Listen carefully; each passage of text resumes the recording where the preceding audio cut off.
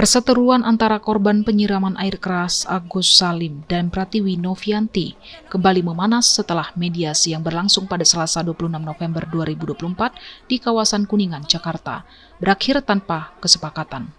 Upaya damai terkait uang donasi gagal dicapai membuat Agus Salim histeris dan menangis. Berpihak tempat kejujuran! Selama ini aku sakit! Aku orang sakit! Aku orang sakit! Aku orang buta! Tapi kenapa semua dunia mengetawakan?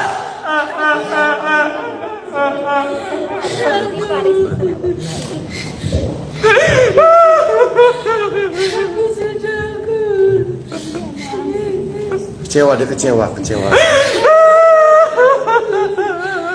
Udah tinggal di ujung bayangnya. Ya bisa rasakan lah bagaimana kecewaannya. Segitu jahatnya aku dibuang, segitu jahatnya. Aku bukan orang jahat. Saya Agus Salim yang diwakili pengacara Farhad Abbas mengungkapkan kekecewaannya setelah Pratiwi Novianti atau Novi memilih walk out dari mediasi kedua ini.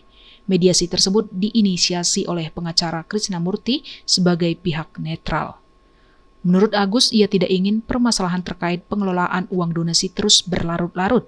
Dalam keterangannya, Agus juga menyampaikan permintaan maaf jika dirinya dianggap telah menyalahgunakan kepercayaan publik. Di sisi lain, Novi tetap menolak upaya damai. Ia bersikeras bahwa Denny Sumargo atau Densu harus terlibat langsung dalam mediasi untuk memberikan persetujuan atas kesepakatan damai. Mediasi yang sudah 2 kali digelar ini kembali menemui jalan buntu, memperpanjang konflik yang berawal dari polemik pengelolaan uang donasi untuk Agus Salim. Hingga kini belum ada solusi yang memuaskan untuk kedua belah pihak. Jangan lewatkan berita menarik lainnya hanya di channel Toba TV. Follow, like, dan subscribe channel Toba TV untuk mendapatkan informasi terbaru lainnya. Horas.